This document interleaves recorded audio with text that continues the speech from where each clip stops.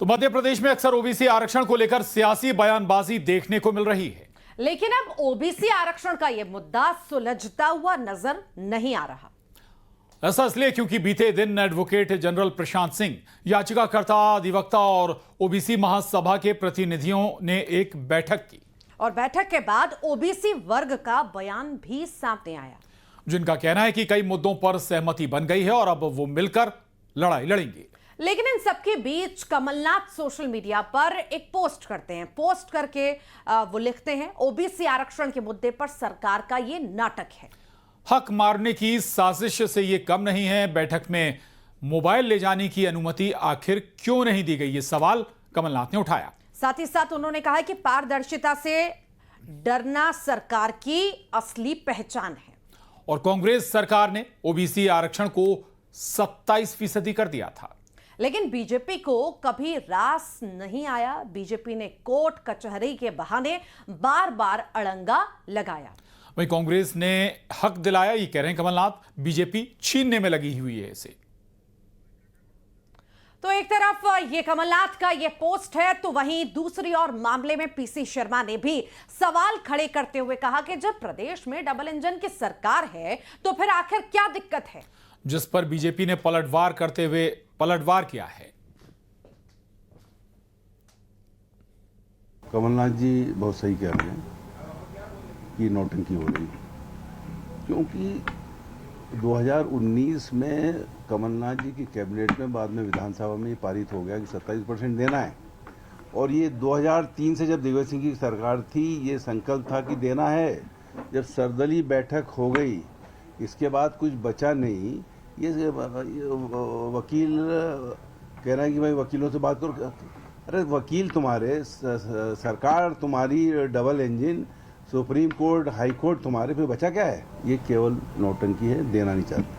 Congress party ने पिछड़े वर्ग को आरक्षण के नाम पे धोखा दिया था, इसीलिए कमलनाथ जी की सरकार द्वारा जो कमजोर वो तत्काल न्यायालय में स्टे हो गया था। और हमारी सरकार डॉक्टर मोहन यादव जी तीव्र इच्छा शक्ति के साथ उस स्टे को हटवाने के लिए काम कर रहे हैं। और सरकार के ही प्रयासों का परिणाम है कि उच्चतम न्यायालय में 23 सितंबर से नियमित सुनवाई इस मामले की होगी। साथ ही सरकार द्वारा सभी पक्षों की बैठक बुलाई गई, सर्वदलीय बैठक बुलाई गई, ताकि आम सहमति हो सके और पिछड़े वर्गों को उनका अधिकार मिल सके। अरे ये वो कांग्रेस पार्टी है जिसने पिछड़े वर्ग की पीठ में खंजर भोंका। कमलनाथ को बताना चाहिए कि उनकी सरकार में एक भी भर्ती या एक भी परीक्षा में 27% आरक्षण क्यों नहीं दे पाए। ये नाटक नौटंकी। और अब बात मध्य प्रदेश कांग्रेस की करेंगे, जो कि इन दिनों खुद को मजबूत करने के लिए कई तरह की रणनीति पर काम भी करती नजर आ रही है। इस बीच अब भी कांग्रेस में सोशल इंजीनियरिंग भी शुरू हो गई है, जिसके तहत हर धर्म, जाति और वर्ग को साधने की कोशिश होगी। इस मुद्दे पर बात करते हुए कांग्रेस के पूर्व मंत्री पीसी शर्मा ने कहा कि कांग्रेस हर वर्ग का मुद्दा उठाएगी। हम सोशल इंजीनियरिंग से सरकार भी बनाएंगे, ये दावा कर रहे हैं कांग्रेसी। कांग्रेस में विश्वास, चाहे सवर्ण हो, चाहे SC ST का हो, चाहे सबका विश्वास है। और सबके बड़े बड़े नेता कांग्रेस में है। इसलिए निश्चित तौर पर जिस वर्ग में पैठ है, उस वर्ग से माध्यम से 2028-29 में कांग्रेस उन सबके वोट लेगी, क्योंकि सर्वधर्म समभाव वाली पार्टी है। इसलिए मैं समझता हूँ उसमें कोई बुराई नहीं है। और कांग्रेस हर वर्ग के साथ है, हर वर्ग कांग्रेस के साथ। देखिए, कांग्रेस पार्टी जिसने 50 साल तक पिछड़े, दलित, आदिवासी सभी वर्गों को धोखा दिया, आज तक किसी पिछड़े, दलित, आदिवासी को मध्य प्रदेश में मुख्यमंत्री नहीं बनने दिया कांग्रेस पार्टी में। ऐसे में समाज में बंटवारे की राजनीति कर रहे हैं और इन वर्गों की आंखों में धूल झोंकने के लिए राजनीति कर रहे हैं। असम से पीएम मोदी ने विपक्ष पर जमकर निशाना साधा। उन्होंने कहा है कि मैं भगवान शिव का भक्त हूं, सारा जहर निगल जाता हूं। उन्होंने कहा कि मुझे कितनी भी गालियां दे, सारा निगल जाता हूं। साथ ही उन्होंने कहा कि जनता मेरी मालिक है, मेरा और कोई रिमोट कंट्रोल नहीं है।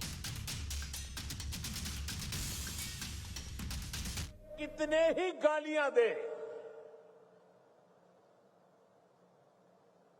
मैं तो भगवान शिव का भक्त हूं। सारा जहर निगल देता।